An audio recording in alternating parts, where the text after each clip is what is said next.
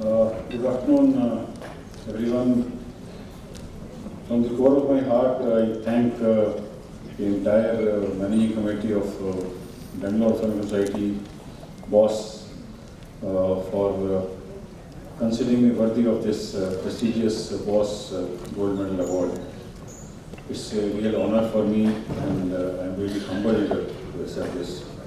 My heartfelt gratitude to the entire MC of BOSS. And actually feel blessed to join the likes of Dr. Mohit Gupta, Dr. G.N. Rao, and so many others who have received this award. And also take this opportunity to congratulate the organizing committee of this wonderful BOSS Summit. I was going through this program, which has been very nicely prepared, and with the theme of practice. And I really want to know who has designed this logo actually with 3 fingers and pointing like this. And with pursue and persist and perfection and having passion for practice. You see, with this kind of discussion-based scientific program, which BOSS Summit has started, will become very popular, will attract a lot of delegates, because this is what is required, not the Google knowledge what we keep lecturing here and there. And if this is continued, you see, although BOSS is a relatively new society in 12th year only, I'm sure BOSS today will become the real BOSS. Real BOSS means you add S to BOSS, it becomes BOSS BOSS. So you add this kind of science as Madam has done. So days are not far away when BOS becomes BOSS. And thanks to the entire, committee for this. I'll try to reduce my talk and make it as short as possible because time is not on our side. And on this occasion of Guru Purnima, I bow my heads to all my seniors, my teachers who have shaped us. And you see, Guru is a relative word. All of us, interact and are teachers for something or the other. So it's a thrill of creativity. Maybe I have imparted something, but I have learned from all of you also. So thanks to all of you, and thanks to the entire BOSS Executive and Managing Committee for this award. And as I said, I feel very lucky as well as proud to be part of this gang of people who have so many achievements for the BOSS Gold Medal Award.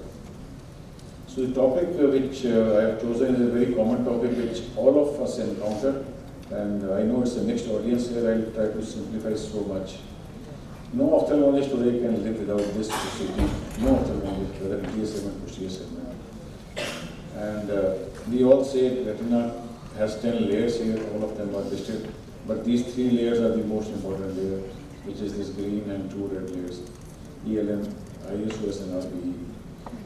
So we conventionally divide OCT into 3 kinds of pathologies. Inner retina, that is from ILM to ELM, this pore thickness, and outer retina is from ELM to RPE.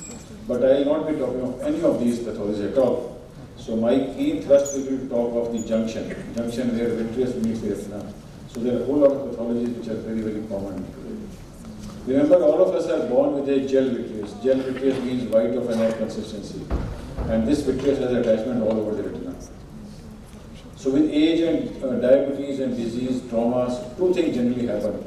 This gel becomes solid, vitreous becomes liquefied, and also there is a weakening of adhesion between the vitreous and retina. So if both the things happen concurrently and completely, that is liquefied vitreous as well as weakening adhesions, you get a complete PVD. And in this process of complete PVD, you may have flashes and floaters of light, and sometimes tear formation also. However, if vitreous gets liquefied, but adhesions are still there, some adhesions are still there, this will allow this solid vitreous or liquid vitreous to seep retrohilar. And this initiates the process of PVD. And this is then the stimulus for cells to proliferate and lay down the membranes also.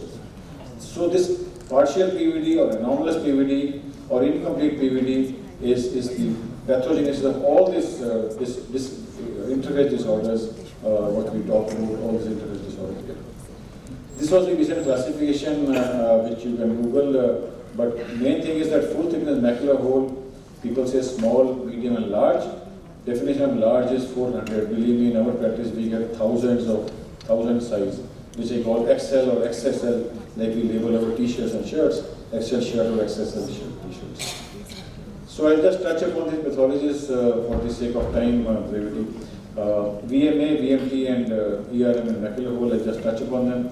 VMA, to my thinking, is just an anatomical variation only, because there is no pull. This green line is the vitreous and retina is just being attached here. There is no pull. If there is no pull, there are generally no symptoms. VMT, in contrast, is a pathology where if you compare these two pictures, there is a retina is getting pulled up. If retina is getting pulled up, mind you that rods and cones, they all get distorted, so you may have distortion. Patient may complain of tear or distorted kind of vision. And ultimately, if it persists, you may have decreased vision also. But believe me, VMT is this very, very slow process. Symptoms are usually mild. Patients generally may not be aware also. And there's always a discrepancy between what your OCT shows, like this patient has 6x6 vision, patient not aware at all. So don't scare him with this kind of pathology, otherwise patient starts panicking. Sometimes patient may have acute loss of vision, that is because of the sensory detachment here. So there's always a discrepancy between what OCT shows and what the patient shows. A lot of classifications, we will not go into that, V-shape, G-shape and focal and broad. But the key question before all of us is, do all these VMT require intervention? The answer is a big no, and all these VMT don't require.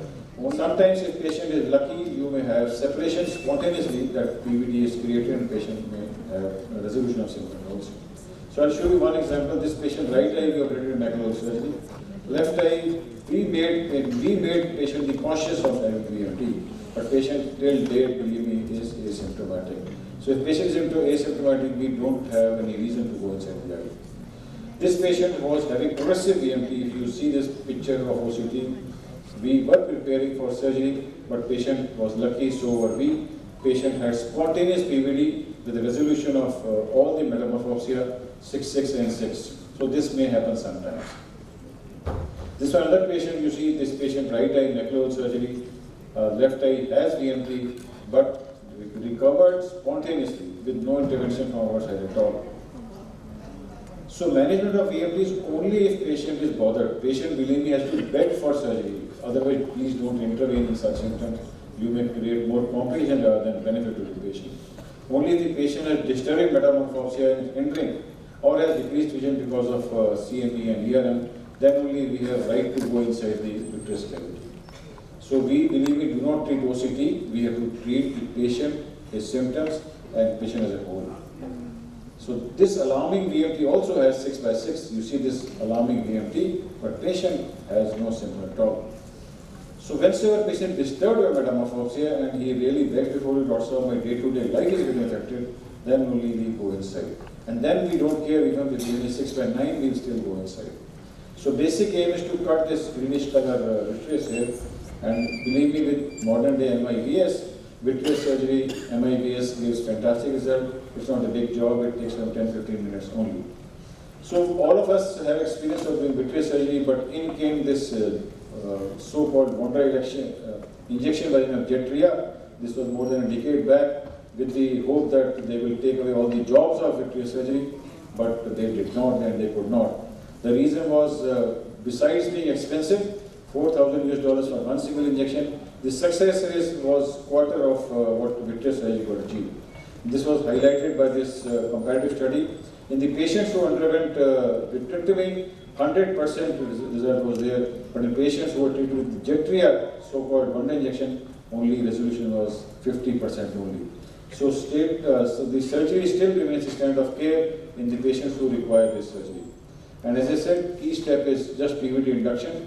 And this is the simple surgery after you do a cold vitrectomy. Put some tricot inside the eye, and classically two colonies will form, and then gradually you pull up this tricot stained vitreous.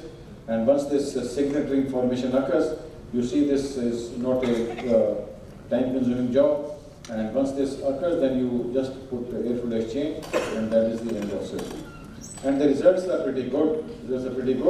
Although the contour formation may take some months or years sometimes to happen, but resolution of patient's symptoms is dramatic. Sometimes what happens in a very severe VMT, like upper right corner, you see a patient about to have a macular hole. In such a situation, you cannot and should not pull too much, because if you do that, you can create a iatrogenic macular hole. In such patients, what we do is a foveal sparing. The central tricot stained vitreous is still abutting the macular hole. So we do all around, but spare the central, which we call PHF trimming or a central sparing PHF surgery. So this is what we did in this patient with air seal inside. You can see how this has resolution of VMT. So this is another patient who had very severe tenting. Only PHF trimming was done, and patient had fantastic results. Second membrane is epiretinal membrane. Remember, these three membranes are of paramount importance for a vitreous surgeon. One is PHF, which is in front of the retina. One is upon the retina. One is part of retina, which is ILM. So these three membranes, all of us take care of this surgery. But again, as in VMT, same is in ERM. If patient has good vision, this patient of ERM has 6 vision. So you have no right to again enter the vitreous cavity. So all ERMs also don't require surgery. But once they do cause symptoms, again surgery is not a difficult job. You first take care of the PHF, get the hyaloid. Once you remove the hyaloid, then you stain this membrane. Because staining this membrane makes the job precise. Iatrogenic issues will be less. So after that, we take this bent Davier blade and remove this entire epiretinal membrane in one go, which will come out. This is another patient who had ARMD, and first step is always put tricot inside the eye to stain the vitreous, and once the vitreous gel is out with the help of suction of MIBS surgery, we do an airflow exchange and put 1 or 2 drops of trypan blue to stain this membrane. I am very fond of staining. A lot of people are overconfident and may not stain. But staining, as I told, gives you precision, and you remove this excess of trypan blue from the surface of the vitreous cavity, and then take this 25 gauge MVR, bent MVR, and once we have created an edge, if the edge is visible, then the surgery becomes very fast. So once the edge is created, then the entire epiretinal membrane will come in one sheet.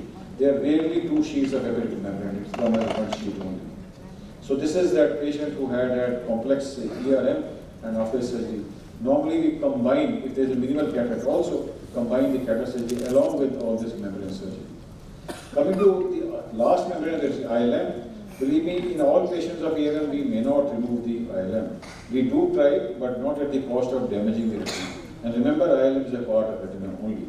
And it was shown by global analysis also that ILM peeling in ERM surgery is not advantageous from the point of view of patient. So last is the macular hole, which again is a very simple surgery. And here, after you have taken care of the PHF, after you have taken care of the epiretinal membrane if there, you inject this BBG dye or the blue ICG dye. And this selectively stains the ILM. And after you have stained the ILM, you create an edge of ILM. And there are various ways people do it. One of them is diamond dusted, which I don't do it, but I directly pinch the ILM like the forceps. And in a classic peel, you peel the ILM, take it across the macular hole. You move this, across the macular hole, and in the first go itself, you peel as much ILM as possible from arcade to arcade, and this is the end of macular hole surgery. And this is the same patient. You see results are pretty good. You have type 1 closure in the majority of the patient, provided the hole is smaller, provided the hole is reasonably recent. This is another example of showing a successful closure of macular hole, the pre-op and post-op. But a lot of things have changed in macular hole surgery. In PHF and ERM, nothing much has changed, but in macular hole surgery, a lot of things have changed. Duration of tamponade is reduced from weeks to days, and people have moved from smaller 20 gauge to 3 gauge to 25 gauge to 27 gauge. And a lot of crazy tissues like retinal implant or IL implant, so many amniotic membranes are happening. So for me, this game changer was this conference which I attended way back ASRS 2016, where I learned, thanks to the pioneering work done by McLespa, where macular flap was introduced. And based on that, this lady whom I had seen 14 years back when I was in RT Center, so I offered her macular hole surgery after so many years. And this was my first macular flap surgery, which in 2016 I learn. Here the difference between the first video and this video is we are directly pinching and peeling, but instead of taking across the macular hole, you just leave it at the edge. You just leave it at the edge and create multiple flower petaloid flaps like this all across the macular hole, and in the center you have this flap hanging like this, and after you can trim it with the help of Nexium cutting and minimal possible suction. And this is the result of this hole. Remember, as I was telling you, this is XXL hole, 1467 as the diameter, which closed with type 1 closure. You can see the remnants of ILM here. So this ILM flap has become a game changer in macular surgery, and so many of our patients with large chronic macular hole, myopic macular hole, respond very nicely to this. This was, you see the shape of macular hole, and this is after this macular surgery, 15 years back diagnosis. Most of the macular surgery are quite rewarding. Rarely you may have some failures, and this is one such. And what do you do in such failure cases is, since ILM has been peeled, you have to take a ILM graft.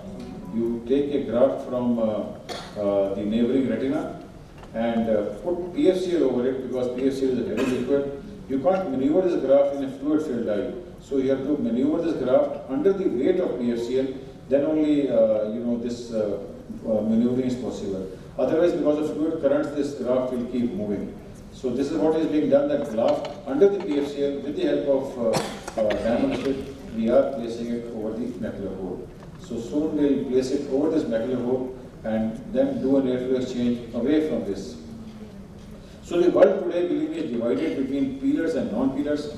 And as I said, in this conference we learned how to do a flap surgery. And I reserve flap surgery primarily for XXL or very large macular holes, chronic macular holes, or a myopic macular hole, or a recurrent macular surgery. This was one patient whom we were operating for actually macular surgery, and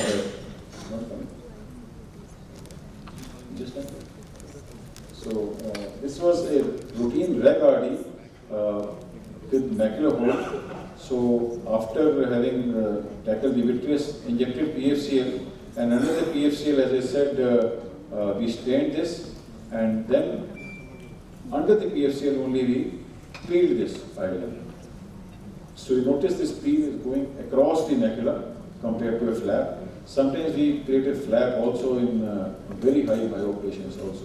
This, because of the weight of PFCL, this flap gets scrolled like this, and the only difference is this.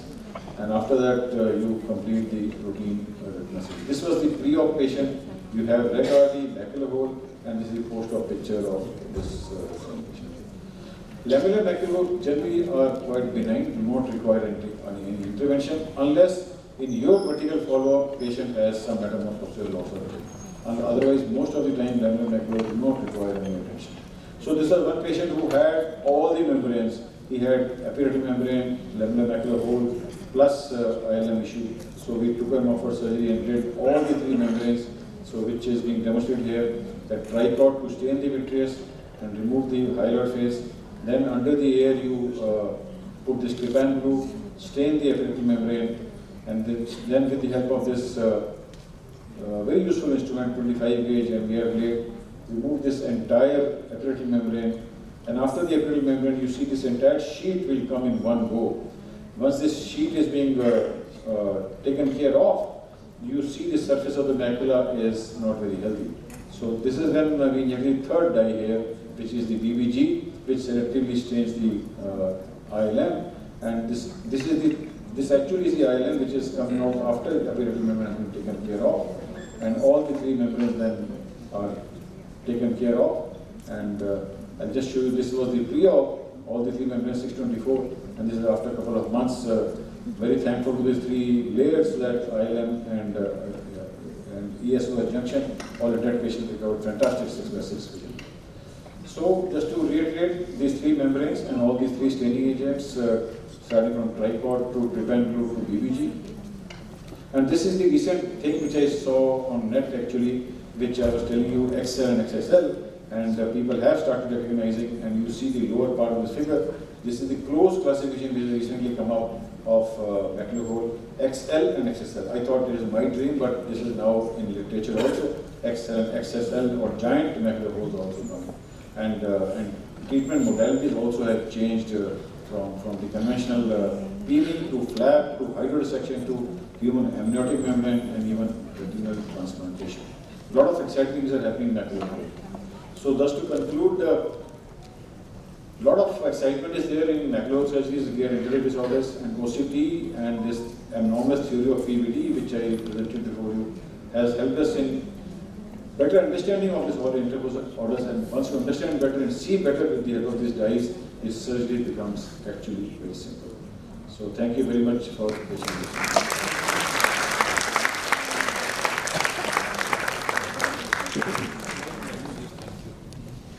In this auspicious month of Guru Purnima, we had a talk from a teacher par excellence, Dr. Lalit Verma. Put your hands together for him, please. Let us rise in appreciation of the oration.